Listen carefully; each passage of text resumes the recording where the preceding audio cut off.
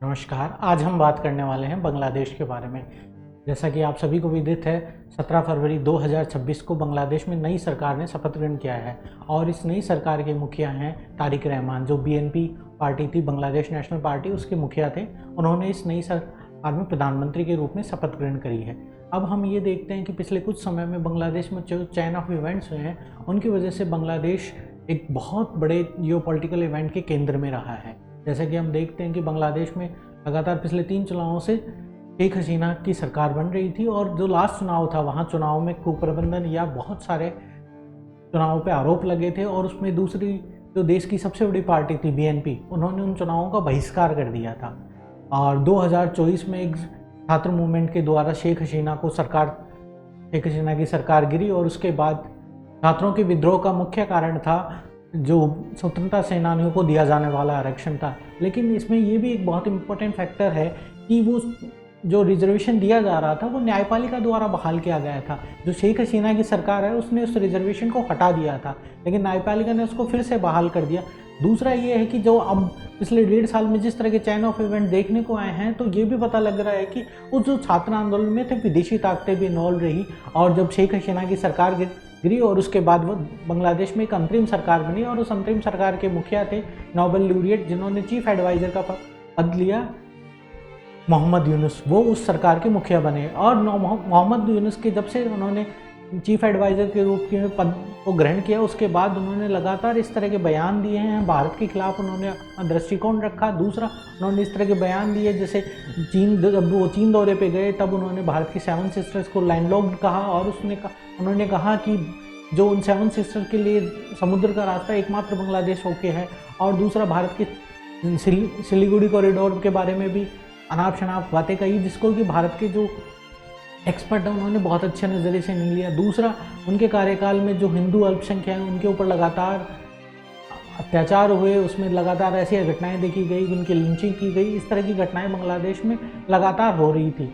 और पिछले 2 महीने में जब तारिक रहमान आए, उन्होंने जो बयान दिए हैं उनसे एक बात स्पष्ट होती है कि भारत के लिए उन्होंने इस तरह का कोई रवैया नहीं रखा है। उन्होंने हमेशा से बांग्लादेश फर्स्ट की बात कही। जब उन्होंने पहले बार भी जब वो भारत के लिए बयान दिया था या उन्होंने कहा, तो उन्होंने अपनी जो नीति रखी उसमें उन्होंने साफ कहा, ना पिंडी ना दिल्ली, उनकी नीति बांग्लादेश फर्स्ट की है। उन्होंने एक नए बांग्लादेश के निर्माण का वादा किया था। जो अपनी पहली रैली उन्होंने जब संबोधित की, उसमें उन्होंने एक नए बांग्लादेश के बारे में बातें की। उन्होंने कहा कि हमें देश के आर्थिक हालात को मजबूत करना है, देश में जो रहने वाले लोग हैं उनकी जो समस्याएं हैं उनको हल करना है।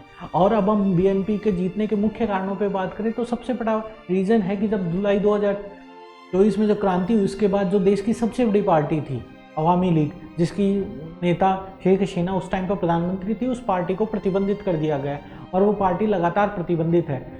और उसके बाद उसका जो कैडर था उनको लगातार टारगेट किया गया और धीरे धीरे पार्टी के जो बड़े नेता थे उन्होंने बांग्लादेश छोड़ दिया।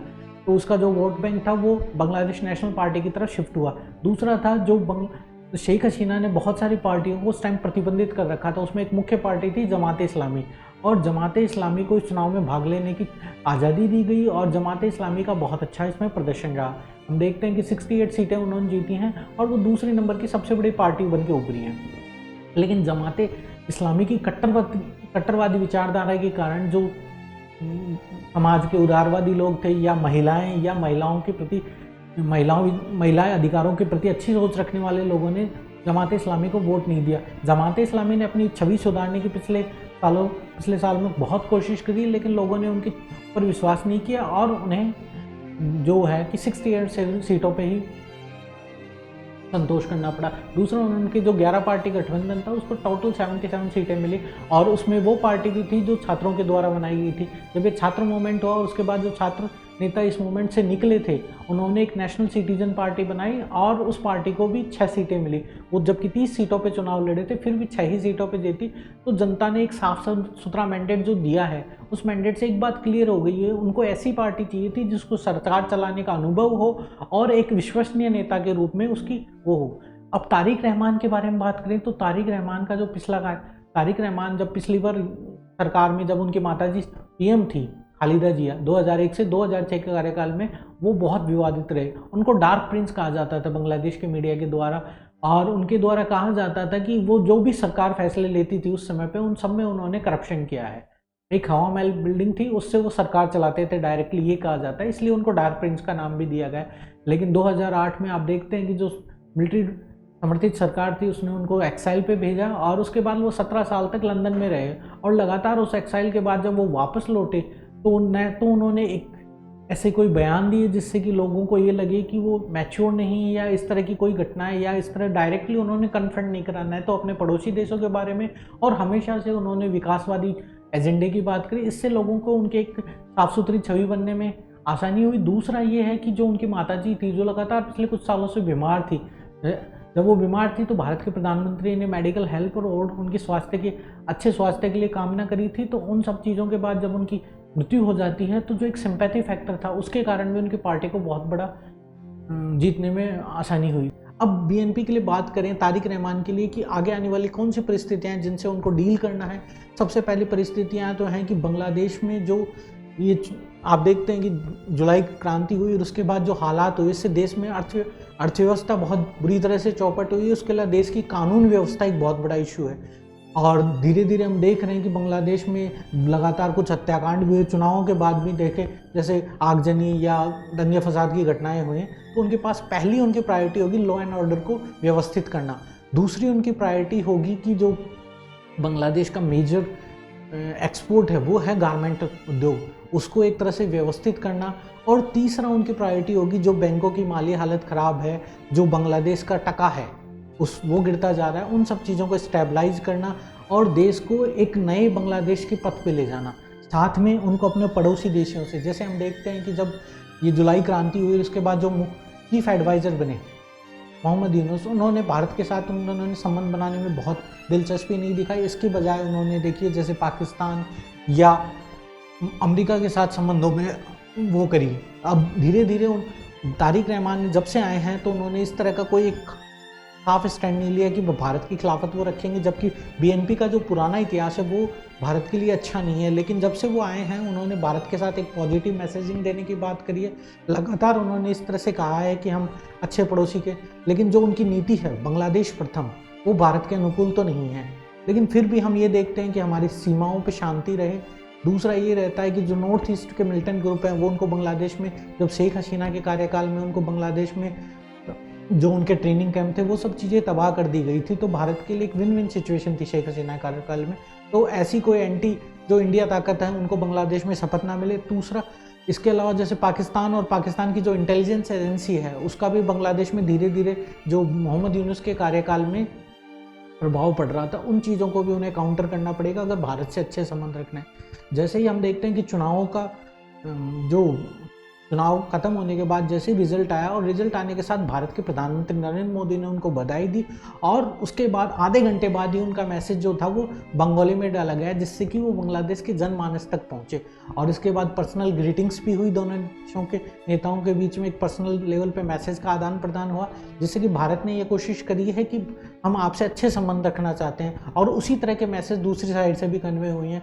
और एक और बहुत महत्वपूर्ण मुद्दा है जो इस बातचीत में आ सकता है या दोनों देशों के संबंधों में एक बहुत बड़ा बॉन ऑफ कंटेंशन था, वो था कि जब जुलाई क्रांति होने के बाद शेख हसीना भारत आ गई और वो भारत ने उनको अपने यहाँ पे शरण दी है, तो उनके प्रत्यर्पण की लगातार मांग होती रही है। और पिछले साल जैसे चैन ऑफ इवेंट्स हुए उसमें ये भी था कि बांग्लादेश के एक अदालत ने उनको फांसी की सज़ा दे दी थी और बांग्लादेश की जो अंतरिम सरकार थी जिसके चीफ थे मोहम्मद यूनुस, उनके यहाँ से लगातार उनके प्रत्यर्पण की डिमांड की जा रही थी, लेकिन भारत उन चीज़ों को, उनके प्रत्यर्पण की डिमांड को ठुकराता जा रहा था क्योंकि भारत ने ये भी कहा था कि जो इस बेसिस पे उनका ये ट्रायल चलाया गया है वो एक कानूनी वैध नहीं है। और दूसरा अब जैसे बीएनपी के लीडर्स ने ये जो तारिक रहमान के एडवाइज़र हैं उनकी तरफ से भी ये बयान दिए गए, उनसे एक साफ संदेश मिलता है कि वो इस मांग को अभी तो जोर शोर से नहीं उठाने वाले। दूसरा ये भी है कि जो देश की अर्थव्यवस्था है उनके ऊपर उनको फोकस करना पड़ेगा क्योंकि देश की अर्थव्यवस्था बहुत ख़राब हालत में है और बांग्लादेश की जो गारमेंट इंडस्ट्री थी उस गारमेंट इंडस्ट्री के कारण बांग्लादेश के जो आर्थिक हालात थे वो बहुत बेहतर हुए थे और उसी वजह से उनके सामाजिक सूचकांक थे वो दक्षिण एशिया में सबसे अच्छे देशों में आने लगे थे एक टाइम पे। लेकिन जैसे जैसे ये क्रांति हुई और पिछले कुछ सालों में हम ये भी देख रहे हैं कि बांग्लादेश का जो विदेशी मुद्रा भंडार था वो लगातार कम होता जा रहा था। इस वजह से भी बांग्लादेश के आर्थिक हालात खराब हुए और उसके बाद जो ये क्रांति हुई उसमें भी एक इसका मुख्य कारण था कि बेरोजगारी और जो जिस तरह से सरकारी कार्यालयों में भ्रष्टाचार था उसने भी इस क्रांति को, तो जो तारिक रहमान है उनके ऊपर एक बहुत बड़ी जिम्मेदारी है देश को आगे ले जाने की। और जिस तरह के उन्होंने वादे किए हैं, जैसे उन्होंने अपनी जीत के बाद भी एक कहा कि कोई जश्न नहीं मनाया जाएगा, हम जो नमाज करेंगे उसमें शुक्राना देंगे, इस तरह की बातें कही, तो उन्होंने एक पाथ फॉरवर्डिंग ली है। लेकिन आगे आने वाले हालातों में देखा जाएगा कि जिस तरह की वो बातें कर रहे हैं उनको किस तरह से इम्प्लीमेंट करते हैं। उनके सामने बहुत लंबा रास्ता है, लेकिन उस रास्ते के साथ उन्हें ये भी देखना पड़ेगा कि किस तरह से वो अपने पड़ोसियों को मैनेज करते हैं, किस तरह से देश के आर्थिक हालात को मैनेज करते हैं, और सबसे बड़ी बात जो बिगड़ती हुई परिस्थितियां हैं, जो कानून व्यवस्था बिगड़ी है, उसको किस तरह से ले जाएंगे। क्योंकि बीएनपी पार्टी का जो इतिहास है वो सेना के साथ बहुत संबंध रहा है, क्योंकि खालिद इनके तारिक रहमान के जो पिताजी हैं मेजर जनरल जियाउर रहमान, वो भी आर्मी से थे, उसके बाद वो देश के नेता बने और उनके साथ आर्मी के जैसे संबंध बताए जाते हैं। इस वजह से ये भी कहा जाता है, लेकिन हमने पिछले सालों में जैसे आर्मी ने एक डायरेक्ट भूमिका लेने से मना किया, आर्मी ने हमेशा अपने स्टैंड पे रहना उचित समझा। और दूसरा ये भी है कि जैसे चीफ एडवाइज़र और आर्मी चीफ के बीच में भी इलेक्शंस को लेके कुछ वो थे, जैसे वो दिसंबर 2025 में करवाना चाहते थे, ये इन्होंने फरवरी में कराए, तो इस तरह की कुछ बॉर्न ऑफ कंटेंशन थे। उन सब चीज़ों का पटापेक्ष हो गया है और अब बांग्लादेश में एक नई सरकार बनी है। उस सरकार के सामने सबसे बड़े जो इशू हैं वो बांग्लादेश को किस तरह से एक नए पाथ पे ले जाने वाले हैं।